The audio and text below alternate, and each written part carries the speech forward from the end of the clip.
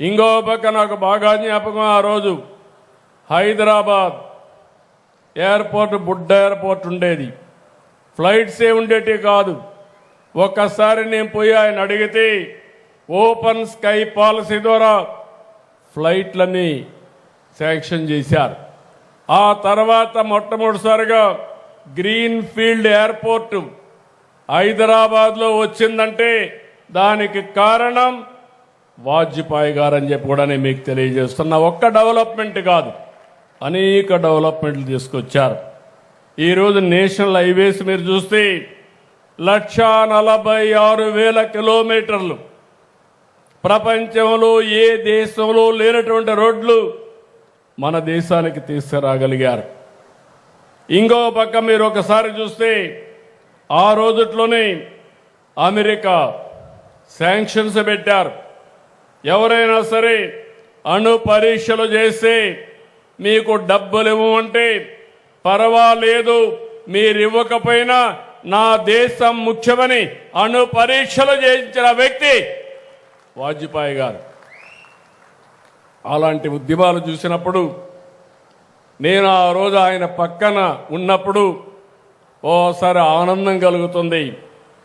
ఎందుకంటే 99లో 36 మంది ఆంధ్రప్రదేశ్ నుంచి ఎంపీలయ్యారు, 29 మంది తెలుగుదేశం, 7 మంది బీజేపీ, 2 కలిపి 36 మంది ఎంపీలు వాజ్పేయి గారికి సాలిడ్ గా సపోర్ట్ చేసి ఏ రిఫార్మ్ తీసుకొచ్చినా అండగా నిలబడ్డాం. అణు పరీక్షలు చేసినా కూడా మనం ఎక్కడా భయపడకుండా అవసరమైతే ఇబ్బందులుంటే తాత్కాలికంగా ఉంటాయి, దేశం ముఖ్యమని చెప్పి ముందుకు పోయాం. కార్గిల్ యుద్ధం కూడా నాకు జ్ఞాపకం ఉంది. కార్గిల్ యుద్ధంలో మీరు ఒకసారి ఆలోచిస్తే ఆ రోజు కార్గిల్ యుద్ధం, ఈరోజు సింధూర్, 2 చరిత్రలో మిగిలిపోతాయి. ఎవరైనా మన దేశం పైకొస్తే తగిన గుణపాఠం చెప్పే శక్తి భారతదేశానికి ఉందని నిరూపించిన 2 నాయకులు, ఒకటి వాజ్పేయి గారు, 2 నరేంద్ర మోడీ గారు. మంచికి మంచి, ఎప్పుడన్నా గారి మీరు మాట తప్పితే ఏం చేయాలో చేసి చూపించిన నాయకులు. నాకు ఇప్పుడు కూడా జ్ఞాపకం ఉంది, ఏదైతే అణు విద్యుత్ వచ్చినప్పుడు దానికి కారకులైన వ్యక్తి అబ్దుల్ కలాం గారు. ఆ నాయకుడిని నేను ఒకసారి చూస్తే సెక్రటరీ డిఆర్డిఓగా, చీఫ్ సైంటిఫిక్ అడ్వైజర్గా ఆనాటి ప్రధానమంత్రి వాజ్పేయి గారి దగ్గర ఉండే పోఖ్రాన్ 2ని సూపర్వైజ్ చేయడమే కాకుండా రూపకల్పన చేసి ఆపరేట్ చేసిన వ్యక్తి అబ్దుల్ కలాం గారు. అలాంటి అబ్దుల్ కలాంని రాష్ట్రపతిగా వాజ్పేయి గారు ఎంపిక చేశారంటే అందులో నేను కూడా భాగస్వామిగా ఉన్నానంటే అది నా అదృష్టంగా నేను భావిస్తున్నానని చెప్పి కూడా నేను మీకు తెలియజేస్తున్నా. 2 భారత రత్నాలు, ఒకటి అబ్దుల్ కలాం, రెండోది వాజ్పేయి గారు. ఇలాంటి నాయకత్వం ఆ రోజు వేశారు కాబట్టి వారు ఈరోజు మనకందరికి కూడా ఒక స్ఫూర్తిదాయకంగా మిగిలిపోయే పరిస్థితి వచ్చింది. ఈరోజు ఇంకొక పక్కన మీరు ఒకసారి చూసినప్పుడు ఏదైతే ఈ సందర్భంగా రాష్ట్రంలో ఉండే ప్రజలకు కానీ దేశంలో ఉండే ప్రజలందరికీ ఒకటే విజ్ఞప్తి చేస్తున్నాను. కొంతమంది నాయకులు స్ఫూర్తినిస్తారు, శాశ్వతంగా స్ఫూర్తినిస్తారు. కొంతమంది నాయకులు దేశం కోసం బ్రతుకుతారు, దేశం కోసమే ఆలోచిస్తారు. కొంతమంది నాయకులు స్వార్థం కోసం ఆలోచిస్తూ ఉంటారు, స్వార్థం కోసమే బ్రతుకుతూ ఉంటారు.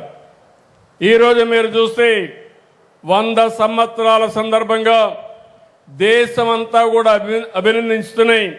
దేశం మెచ్చే నాయకత్వాన్ని ఇచ్చిన వ్యక్తిని గౌరవించుకుంటున్నాం, నివాళులర్పిస్తున్నాం.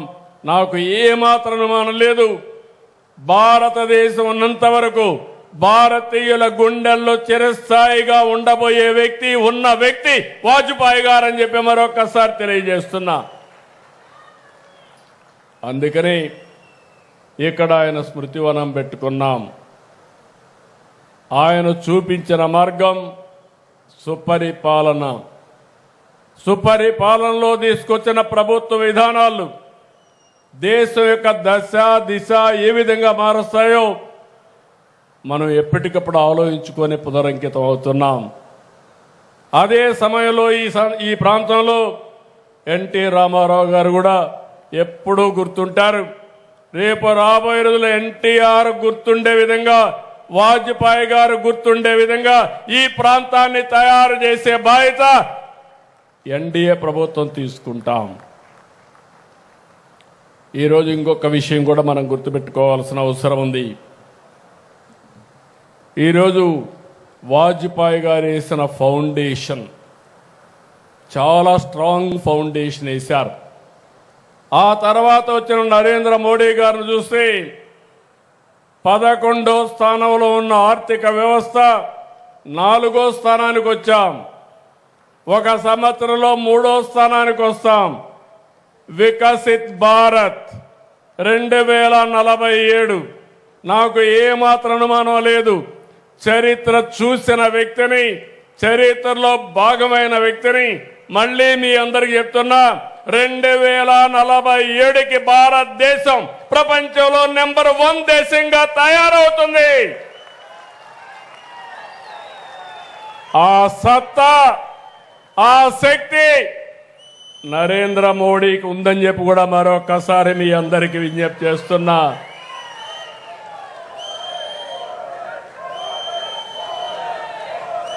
ఎందుకంటే ఈరోజు కొంతమంది దేశం కోసం ఆలోచిస్తాం. ఆ రోజు వాజ్పేయి గారు, ఎన్టీఆర్, ఈ రోజు నరేంద్ర మోడీ గారు దేశం కోసం ఆలోచిస్తే నేను కూడా నా తెలుగు జాతి కోసం ఆలోచిస్తున్నాను. ఆయన దేశాన్ని నెంబర్ 1 చేసి నేను తెలుగు రాష్ట్రాన్ని అగ్రభాగాలు నిలబెట్టే బాధ్యత తీసుకుంటాం. అదే సమయంలో ప్రపంచంలోనే భారతీయులు నెంబర్ 1గా ఉంటారు. అదే సమయంలో భారతీయుల్లోనే తెలుగు జాతి నెంబర్ 1గా చేసే బాధ్యత తీసుకుంటాం. అలాంటి స్ఫూర్తితో మనం ముందుకు పోవాల్సిన అవసరం ఉంది. ఈరోజు నాకు కూడా గౌరవనీయులైనటువంటి కేంద్ర మంత్రి శివరాజ్ సింగ్ చౌహాన్ గారు, ఒక ముఖ్యమంత్రిగా ఆయన పనిచేసినప్పుడు నేను వాచ్ చేశాను. ప్రజల కోసం బ్రతికాడు, ప్రజల కోసం ఆలోచిస్తున్నాడు. భవిష్యత్తులో కూడా నాకు ఏమాత్రం అనుమానం లేదు.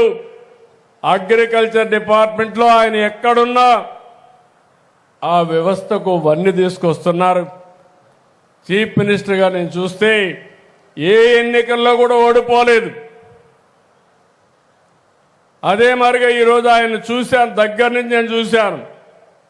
ఎప్పుడు ప్రజల మనిషిగా ప్రజల హృదయాల్లో ఉండాలని నిరంతరం పనిచేసే వ్యక్తి శివరాజ్ సింగ్ చౌహాన్ అని చెప్పి నేను మీకు తెలియజేస్తున్నా. కొంతమంది ఒక పర్పస్ కోసం బ్రతుకుతారు. ఒక పర్పస్ కోసం బ్రతికే వ్యక్తుల్లో అటు మోడీ గారు ఉంటే ఇటు శివరాజ్ చౌహాన్ గారు కూడా ఉంటారని చెప్పి నేను మీ అందరికీ విజ్ఞప్తి చేస్తున్నా. ఇలాంటి అరుదైన నాయకులతో పనిచేయడం నాకు చాలా ఆనందంగా ఉంది. ఇలాంటి చూసినప్పుడు మళ్ళీ ఒకేసారి విజ్ఞప్తి చేస్తున్నా, ఇక్కడుండే రైతాంగాన్ని అన్ని విధాలు ఆదుకుంటాం. ముమ్మరంగా పనులు అవుతున్నాయి. మొన్నటి వరకు స్లోగా ఉన్న పనులు స్పీడ్ కూడా పెంచాం, ఇంకా కూడా గేర్ పెంచుతాం. ఒకప్పుడు హైటెక్ సిటీ ఆ బిల్డింగ్ ప్రారంభోత్సవం చేసిన వ్యక్తి వాజ్పేయి గారు. ఇప్పుడు అమరావతి, అప్పుడు సైబరాబాద్ని మీరు చూస్తే ఆ రోజు హైటెక్ సిటీతో ప్రారంభమైంది. ఇప్పుడు అమరావతిని మీరు చూస్తే క్వాంటమ్ వ్యాలీతో ప్రారంభిస్తా ఉంది. అప్పుడు ఐటీ స్పీడు, ఇప్పుడు క్వాంటమ్ స్పీడు. కాబట్టి మీరే ఊహించుకోవచ్చు రేపు డే బై డే ఏ విధంగా మార్పులు వస్తాయో అవి చేసుకుంటూ ముందుకు పోతామని తెలియజేసుకుంటూ, ఇంకొక పక్క నేను కేంద్రాన్ని మనస్ఫూర్తిగా అభినందిస్తున్నా. అమరావతి, పోలవరం, విశాఖ స్టీలు, హైవేలు, పరిశ్రమలు ప్రతి విషయంలో కూడా నరేంద్ర మోడీ గారు పూర్తిగా సహకరిస్తున్నారు. కేంద్ర ప్రభుత్వం పూర్తిగా సహకరిస్తా ఉంది. మొన్నటి వరకు రాష్ట్రాన్ని మీరు చూస్తే వెంటిలేటర్ పైన ఉంది. ఇప్పుడు రాష్ట్రాన్ని మీరు చూస్తే తిరిగి కోలుకొని నిలదొక్కుని ముందుకు పోయే పరిస్థితికి వచ్చాం. ఈరోజు ఒక స్ఫూర్తి అంటే మనం గుర్తుపెట్టుకోవాలి. వాజ్పేయి గారిని గుర్తుపెట్టుకుంటున్నామంటే ఆయన చేసిన అభివృద్ధి, ఆయన చూపించిన దారి, ఆయన ఇచ్చిన స్ఫూర్తి. అలాంటి పీపీపీ ద్వారా సంపద సృష్టిస్తే ఇప్పుడు నాయకులు కొంతమంది మాట్లాడుతున్నారు, ఏమీ తెలియని నాయకులు మాట్లాడుతున్నారు. మెడికల్ కాలేజీలు కానీ హాస్పిటల్స్ వస్తే గవర్నమెంట్ ఆఫ్ ఇండియా చాలా స్పష్టంగా ఉన్నారు. ప్రపంచమంతా కూడా చాలా స్పష్టంగా ముందుకు పోయారు. మెరుగైన సేవలు అందించాలంటే, సంపద సృష్టించాలంటే, ఉద్యోగాలు కల్పించాలంటే పీపీపీ మోడలే కరెక్ట్ అని ఇంతవరకు మనం 30 ఏళ్లుగా చూశాం. ఇప్పుడు ఇంప్రూవ్డ్ మోడల్ వచ్చి పీపీపీ వైబిలిటీ గ్యాప్ ఫండింగ్ కూడా. ఈరోజు ఒక రోడ్డు వేసాం. ఈ రోడ్డు అంతా కూడా ప్రైవేటు వ్యక్తులది కాదు. ఈరోజు ఒక ఎయిర్పోర్ట్ కట్టాం. ఇది ప్రైవేటు వ్యక్తులది కాదు, వాళ్ళు మెయింటైన్ చేస్తారు. 20 ఏళ్ళు 30 ఏళ్ళు నిర్వహించి మళ్ళా ఆస్తి ప్రజల ఆస్తి కాబట్టి ప్రభుత్వానికి అప్పచెప్తారు. దాన్ని కూడా విమర్శిస్తూ వక్రీకరిస్తూ ఇది ప్రైవేటు కాలేజీలు అని చెప్పి ఇంకొక ఎక్స్టెంట్ మీరు చూశారు. ఒకప్పుడు నాయకులు ఎంతో గౌరవంగా ఉండేవాళ్ళు.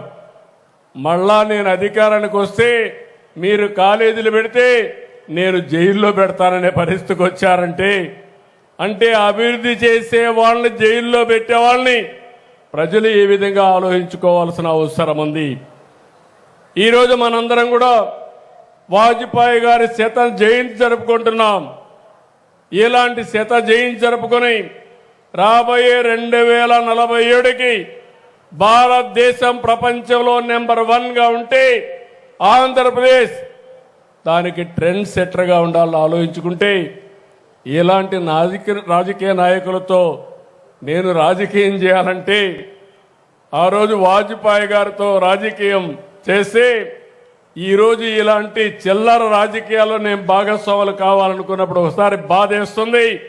కానీ ఓసారి ఆలోచిస్తున్నాం, ప్రజల కోసం అనునిత్యం పనిచేస్తాం, మీకు మెచ్చే పరిపాలన ఇస్తాం, మీ జీవితాలకు వెలుగునిచ్చే విధానాలు తీసుకొస్తాం. ఎంతమంది ఎన్ని చెప్పినా, ఎన్ని అడ్డంకులు సృష్టించినా ఈ యాత్ర ఆగదని చెప్పి నేను మీకు తెలియజేస్తున్నా. నా